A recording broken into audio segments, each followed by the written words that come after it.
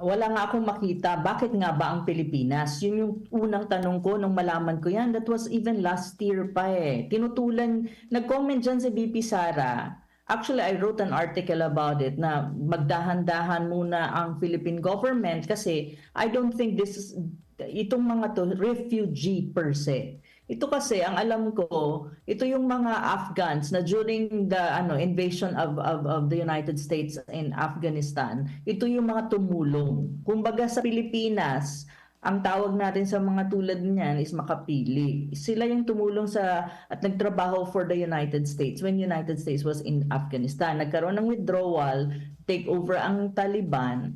Ngayon, ang problema sa mga to, parang there's an issue na baka ma-persecute. Kasi nga, di ba, quote-unquote, ang tingin sa kanila ng Taliban is yun nga, parang makapili kasi they worked for the United States during those times. So,